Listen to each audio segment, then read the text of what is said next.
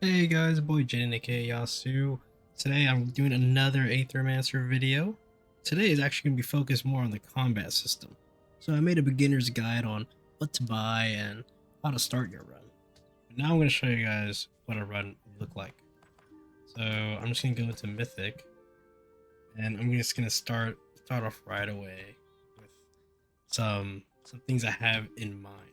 So usually when it comes to my starter, I like to designate my tank. So usually I would go with the Warden first, or characters like the Amit or the shifted version. But for this run, just to show you guys, I will go with Jotun. So even though he's Worthiness 1, it's still fine. You want to gain Worthiness up anyways, that way you get more points.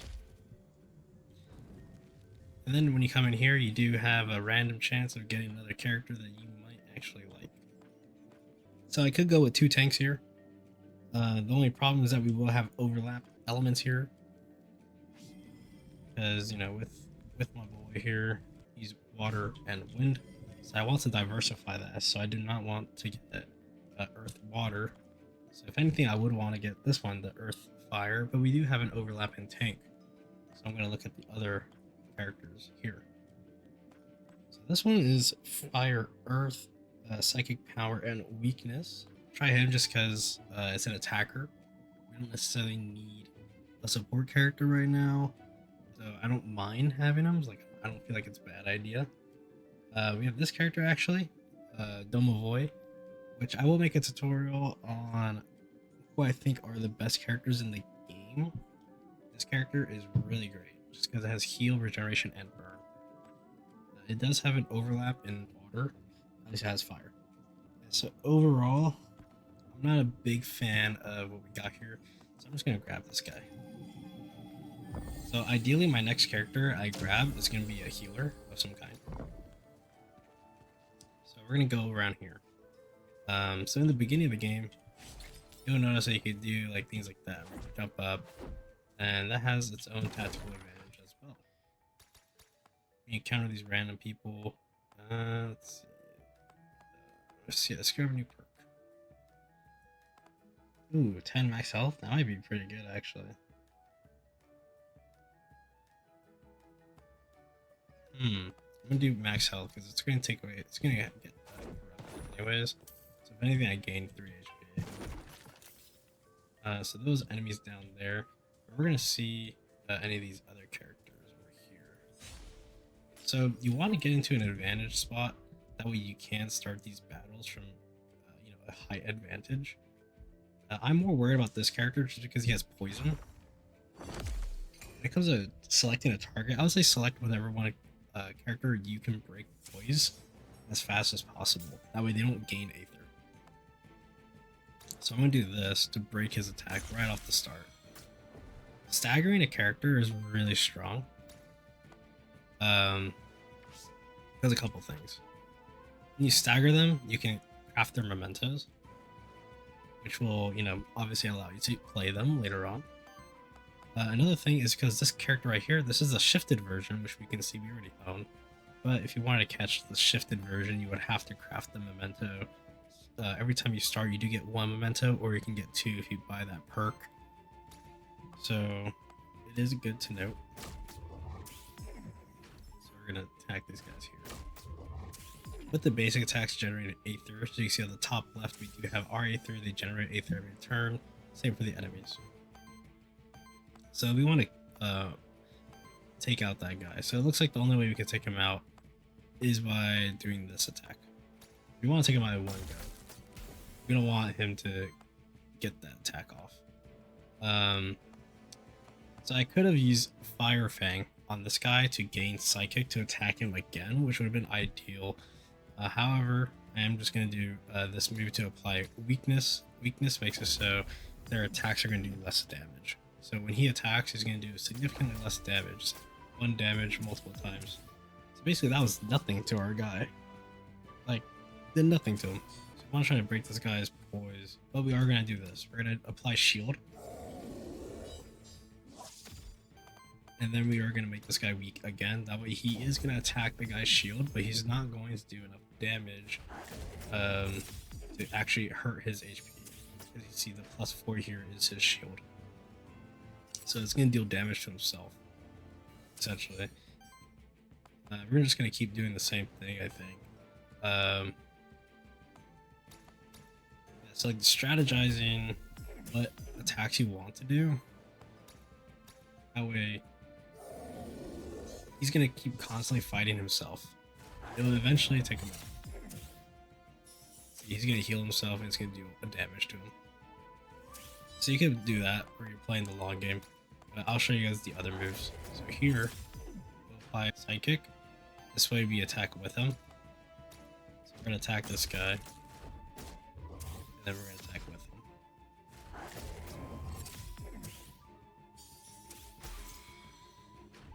Ooh, we staggered him off of that. It's huge. So he's not going to be able to attack this turn, but it doesn't matter. So we'll go ahead and take him out. So there's a couple things at the ending screen, which most people would just press space right away.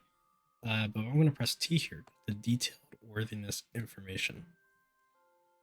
So you'll see a couple things here. So damage dealt is always going to be worthiness you'll gain. You can see here 28 damage was worth 2, but 52 was worth 5. And then we have the damage prevented, by shields. And then weakness. Then we have actions prevented, which corresponds with staggering your enemy. So he staggered an enemy twice, indicating 2 times. That was worth 6 worthiness. So basically staggering someone is worth 3 worthiness, which is pretty good. At least in the mythic levels. And then there's the Aether generated, which every turn you'll just gain worthiness. So if you're wondering how to gain more worthiness, that's how it is. And that's what these emblems are for. After every time you'll gain an XP amount. You can alter that with certain things. Actually, right here, there could be something. Elemental affinity is nice. We're gonna try to grab that. Let's grab an extra fire. Another thing about traversal, if you look towards another ledge, if you press your dash button, you can go to the other side. So some places you can't activate extra damage because there's no extra height, sadly. Like this character, in order for me to attack him, I have to jump on him. One other thing I want to show you guys is that you can teleport. I did not know this for a long while, but when you open the map, just click on any landmark you have went to, and it'll allow you to teleport. You always want to get in here and then immediately do an attack from a height, preferably. This battle, once again, I'm going to go here first, I think. Yeah, so these ones are not going to use the same element. That's indicated on the bottom. This is going to take a water and an wind to use this attack, which you'll see on the very top left. It does also take it away from there. So we're going to use this to break this guy's poise. Staggering him. This one we're gonna do, that way we can lessen his damage when he does buff himself. Ally. So this guy scales off of being a sidekick. So we want to take out his partners as fast as possible. So target selection is basically based off of that, where you want to see what your allies' strengths are, but your enemy's strengths as well. So this guy being a psychic character, his psychic stat literally does nothing anymore. So what we're gonna do here, we're gonna make it, we're gonna break his poise. So that allows us to capture him, right? But since we already caught him, there's no point in doing that, so we're just gonna hit him here.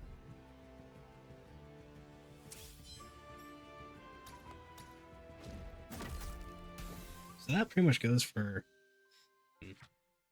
combat systems work. And then worthiness level up. Every time you level up from 1 all the way to 5, you'll gain a new passive. So that guy, he gains protection defense. So when you do level up, you'll get the option of getting a couple things here. And these will gear towards what your build will be. Right? So permafrost here is an aura. This applies to all allies and enemies. Instead of shields on allies vanishing at the start of your turn, half of all shields are retained rounded up. That's huge. And then we have Mesmerize. Whenever allies applies 3 or more weakness in the same turn, applies redirect and shield for self. Triggers up to once per round, which is really good because we do apply weakness with our doggo. So I will most likely be getting that. Gains aging. For every 4 age trigger, an attack against all enemies with 2 earth water hits. Damage of each hit equals the amount of age of this monster. That's really strong for late game, I would say. However, this requires 4 age, so I'm not a big fan of that. So I will be getting Mesmerized since it does trigger with our doggo here. Oh, this one will also get it. That'd be sick. As long as this monster has Psychic, all other allies gain 2 damage. That's pretty strong. I like that a lot.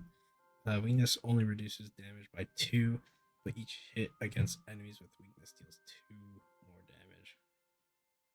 Even though this is like a really special trait, we already have it on the other guy, and we're not trying to build this guy into a tank. We're trying to build this guy to be a Psychic weakness build, so we definitely want to go with one of these two. I do think sensitivity is better than leadership, mainly because the weakness reducing only by 2 is not too bad, especially since our tank will start doing redirecting a lot. I feel like with the increase of damage, it would help every character besides your sidekick characters, besides your allies when you have a sidekick. So that just buffs everybody. So then we have equipment.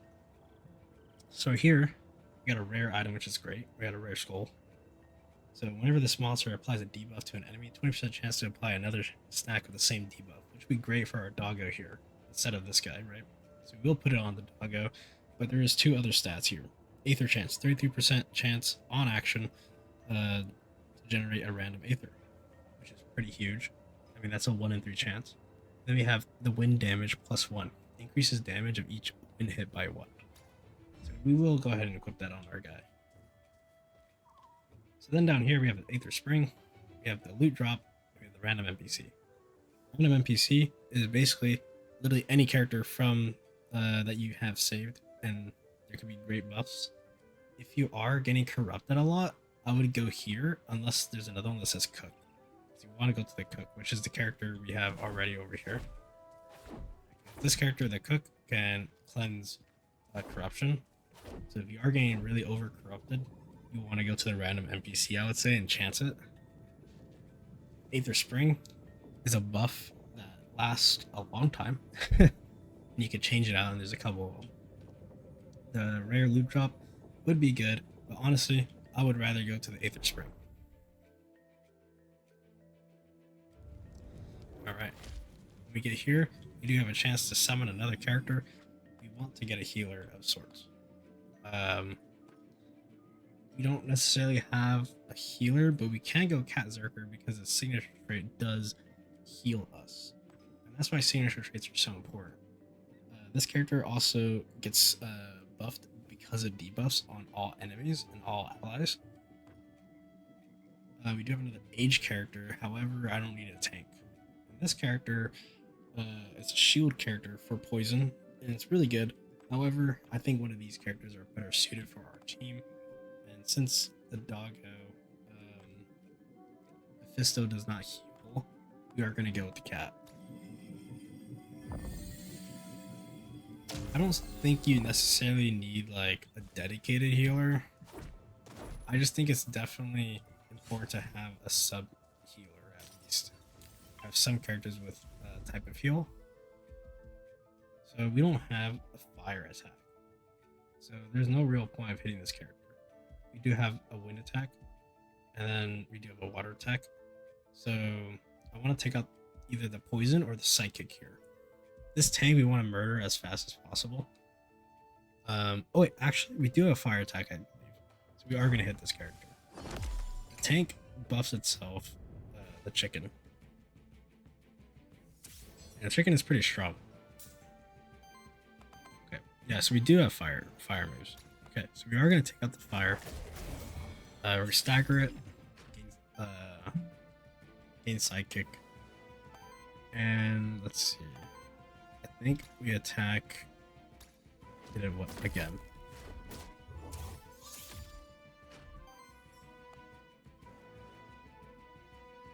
I think we're gonna do this. Apply regeneration to all characters. And you can see here we will heal a little bit.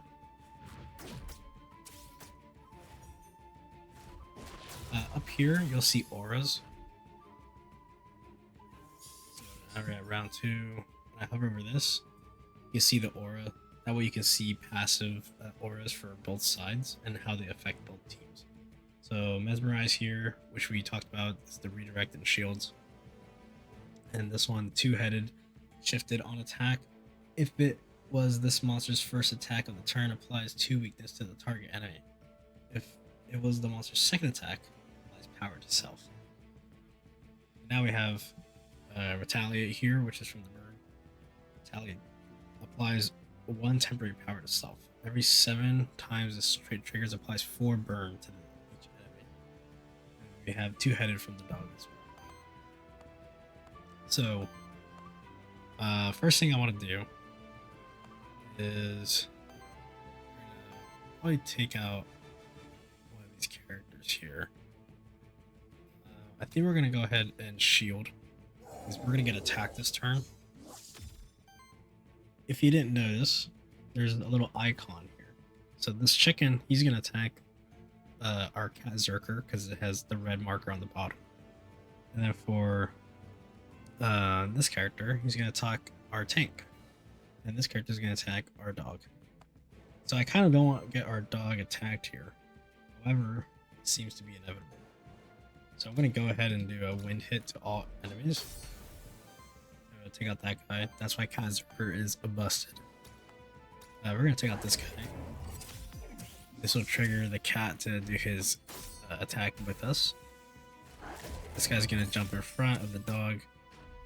So the dog will take damage from our tank. We're going to attack here to apply another stack of Psychic. That way, we do this. If for some reason it was not able to kill, we would jump in and attack.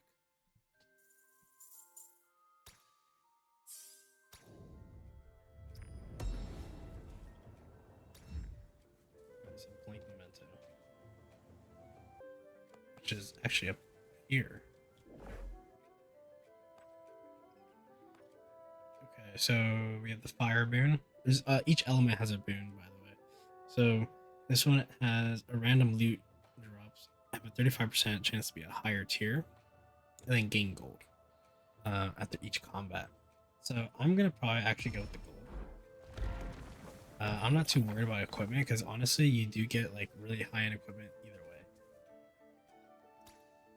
I always like giving health to our tank whenever I get these things. Yeah, so now you can see down here we have the golden boon. Then their corruption. Since it's not a lot, we won't be going to the cook. Yeah, so like down here, the cook is indicated right here, which can clear up to 5 corruption, I believe. And then we have the knight, which will give you equipment, and then random NPC, which as it states is random. Sometimes you'll see a merchant. You definitely want to go when you have over like 40 gold, I would say. And up here you have your Aether crystals. There is this object. It's like a frog shrine. If you see that frog shrine, I would always convert gold into Aether crystals. That way your future runs are even stronger. That's the whole point, is that you can make your current run strong, or you can make your next run stronger. So I would always go with the Aether crystals until you are satisfied with your Aether crystal farming. Use this teleport feature again. But yeah, I really hope this tutorial helps you guys. If there's anything I missed, go ahead and leave a comment down below. Like and subscribe for more content. I'll try to make some more Aethermancer content in the future. But for now, this is it. Thank you all for joining us, and really appreciate you guys.